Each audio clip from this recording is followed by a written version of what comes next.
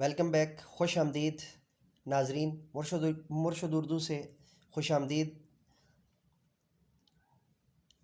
فکر اقبال کے تخلیقی ادوار کا تیسرا لیکچر 1918 سے 1924 کا دور۔ چلیے شروع کرتے ہیں۔ نومبر 1918 میں پہلی جنگ عظیم ختم ہوئی۔ جرمنی اور اس کے حلیف آسٹریا و ترکی شکست سے دوچار ہوئے۔ عثمانی سلطنت کی شکست و ریخت کے ساتھ خلافت کا نشان خطرے میں پڑ گیا۔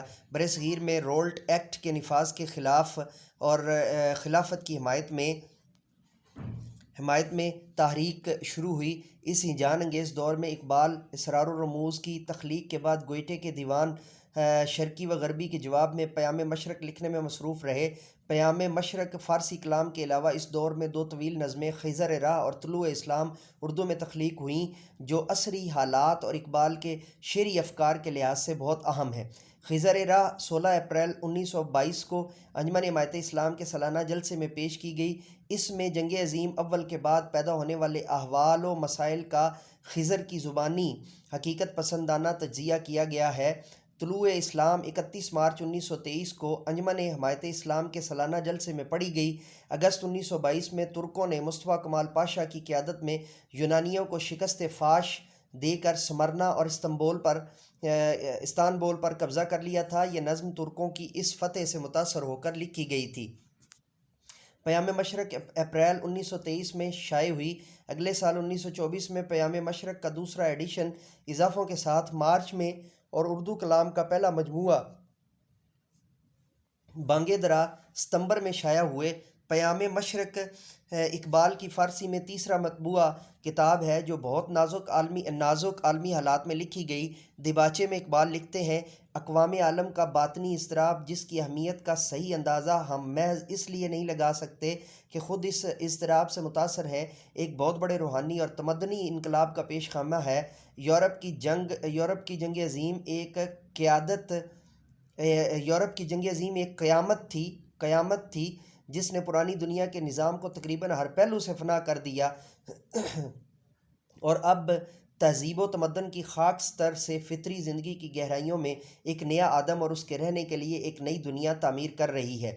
پیام مشرق کے 4 حصے ہیں۔ امیر امان اللہ خان والیعی افغانستان کے نام پیشکش لالا طور کے عنوان سے پہلے حصے میں 163 رباعیات ہیں، جن میں اقبال کے بنیادی افکار و جذبہ عشق، عظمت انسانی، اخوت اسلامی شامل ہیں۔ دوسرا حصہ افکار کے عنوان سے 51 چھوٹی بڑی نظموں پر مشتمل ہے۔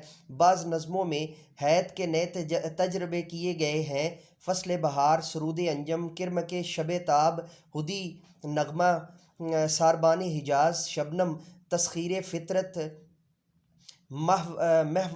محاورہ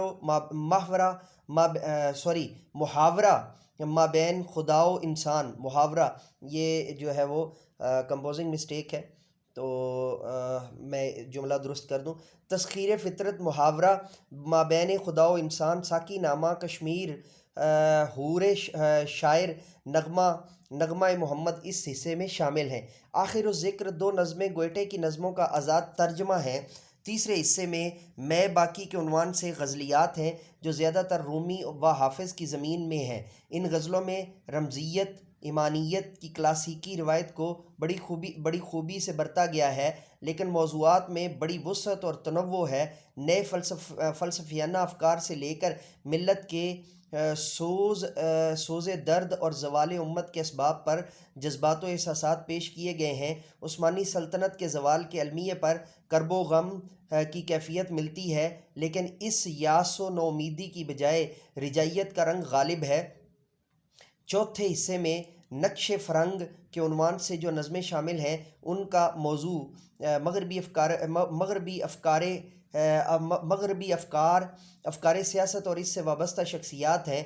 شروع میں پیام کے عنوان سے ایک طویل ترکیب بند ہے جو گوئٹے کے جواب میں ہے اور اس میں مغرب سے خطاب ہے۔ اس میں بڑی خود اعتمادی اور بے باکی سے مغرب کے نظام فکر و عمل اور تمدن و سیاست کا تجزیہ کیا گیا ہے۔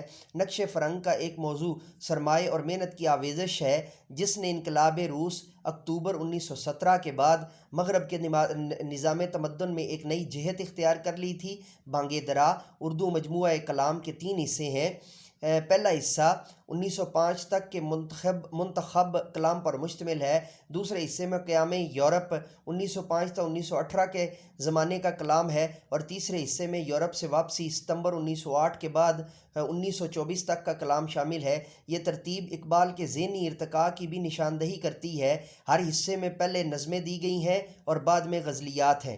بانگ درا کے آخر میں کچھ ظریفانہ کلام ہے جو اقبال رحمہ اللہ نے اکبر الہ آبادی کے ظریفانہ اسلوب سے متاثر ہو کر چند برس پہلے کہا تھا۔ اس زمانے میں بعض مقامی اشتراکیوں نے اقبال پر اشتراکیت کی تہمت لگائی۔ اقبال نے ترجمان حقیقت کی حیثیت سے عالمی تمدنی حالات کا جائزہ لیتے ہوئے پیام مشرق کی چند نظموں اور خضر کی زبانی سرمایہ و محنت کی آویزش اور روس کے اشتراکی انقلاب کے حوالے سے مغربی نظام سیاست کے انجام پر اپنے خیالات کا اظہار کیا تھا، جسے غلط رنگ دینے کی کوشش کی گئی۔ اقبال نے اس مکروہ پروپیگنڈے کا فی الفور مسکت جواب دے کر اپنے نقطہ نظر کی وضاحت کر دی۔ چونکہ یہ مسئلہ ایک اہم عصری سیاسی معاشی نظام کے بارے میں اسلام دنیا کے موقف کا ہے، اس لیے اقبال کا یہ قطعی بیان ہر قسم کے ابہام کو دور کرنے کے لیے کافی ہے۔ اقبال کے بیان کا متن یہ ہے: میں نے ابھی ایک دوست سے سنا ہے کہ کسی صاحب نے آپ کے اخبار میں یا کسی اور اخبار میں، میں نے اخبار ابھی تک نہیں دیکھا، میری طرف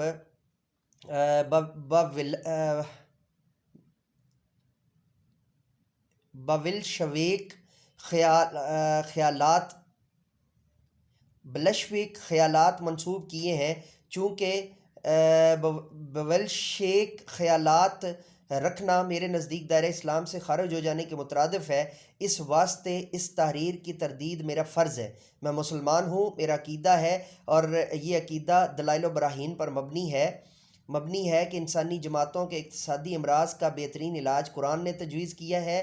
اس میں شک نہیں کہ سرمایہ داری کی قوت جب حد اعتدال سے تجاوز کر جائے تو دنیا کے لیے ایک قسم کی لعنت ہے، لیکن دنیا کو اس کے مضر اثرات سے نجات دلانے کا طریق یہ نہیں کہ معاشی نظام سے اس قوت کو خارج کر دیا جائے، جیسا کہ بلشوک تجویز کرتے ہیں۔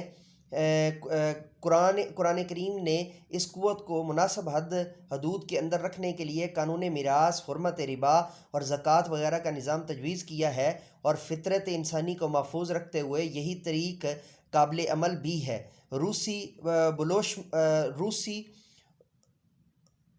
روسی بولشوزم یورپ کی ناقبت اندیشی اور خود غرض سرمایہ داروں کے خلاف ایک زبردست رد عمل ہے، لیکن حقیقت یہ ہے کہ مغرب کی سرمایہ داری اور روسی بولشزم دونوں افراط و تفرید کا نتیجہ ہے۔ اعتدال کی راہ وہی ہے جو قرآن نے ہم کو بتلائی ہے اور جس کا میں نے اوپر اشارتاً ذکر کیا ہے۔ شریعت حق اسلامیہ کا مقصود یہ ہے کہ سرمایہ داری کی بنا پر ایک جماعت دوسری جماعت کو مغلوب نہ کر سکے، اور اس مدعا کے حصول کے لیے میرے عقیدے کی روح سے وہی راہ آسان اور قابل عمل ہے جس کا انکشاف شارع علیہ السلام نے کیا ہے۔ اسلام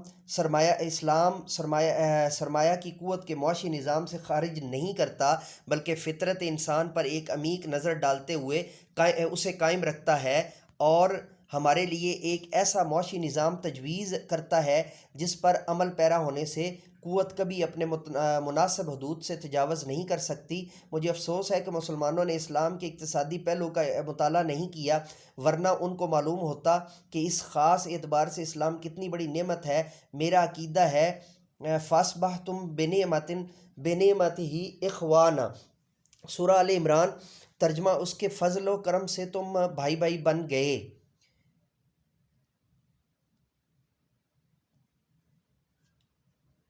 قرآن مجید کی آیہ مبارکہ آل عمران سے جس کا ترجمہ ہے اس کے فضل و کرم سے تم بھائی بھائی بن گئے، میں اسی نعمت کی طرف اشارہ ہے۔ کسی قوم کے کیونکہ کسی قوم کے افراد صحیح معنوں میں ایک دوسرے کے اخوان نہیں ہو سکتے جب تک وہ ہر پہلو سے ایک دوسرے کے ساتھ مساوات نہ رکھتے ہوں۔ اس مساوات کا اصول بغیر ایک سوشل نظام کے ممکن نہیں، جس کا مقصود سرمایہ داری کی قوت کو مناسب حدود کے اندر رکھنا ہے۔ یورپ اس نقطے کو نظر انداز کر کے آج علام و مصائب کا شکار ہے۔ میری دلی آرزو ہے کہ بنی نوع انسان کی تمام قومیں اپنے اپنے ممالک میں ایسے قوانین وضع کریں جن کا مقصود سرمایہ کی قوت کو مناسب حدود کے اندر رکھ کر مذکورہ بالا مساوات کی تخلیق و تولید ہو، اور مجھے یقین ہے کہ خود روسی قوم بھی اپنے موجودہ نظام کے نقائص تجربے سے معلوم کر کے کسی ایسے نظام کی طرف رجوع کرنے پر مجبور ہو جائے گی جس کے اصول اساسی یا تو خالص اسلامی ہوں گے یا ان سے ملتے جلتے ہوں گے، خود ملتے جلتے ہوں گے۔ موجودہ صورت میں روسیوں کا اقتصادی نصب العین خواہ کیسا ہی محمود کیوں نہ ہو، ان کے طریقے عمل سے کسی مسلمان کو ہمدردی نہیں ہو سکتی۔ عزیز طلباء و طالبات، اقبالیات کے شرکاء، اقبالیات کے میرے جو ہے وہ ڈی واچر ڈی سبسکرائبر، اقبالیات میں آج ہم نے اللہ کے فضل و کرم سے ہم نے مل کر جو اقبال کے تخلیقی ادوار کے تینوں حصے مکمل کر دیے، اور انشاءاللہ العزیز اگلی ابحاث کے ساتھ دوبارہ آپ کی خدمت میں حاضر ہوں گے۔ آپ سے وہی گزارش ہے، امید واسع کہ آپ نے چینل کو سبسکرائب اور بیل کا آئیکن کو آل پر پریس کر لیا ہوگا۔ اجازت دیجیے میرے ساتھ مل کر کے یہ انسانیت کی بہتری کے لیے، تعلیم و تربیت کے لیے ایک قدم اور۔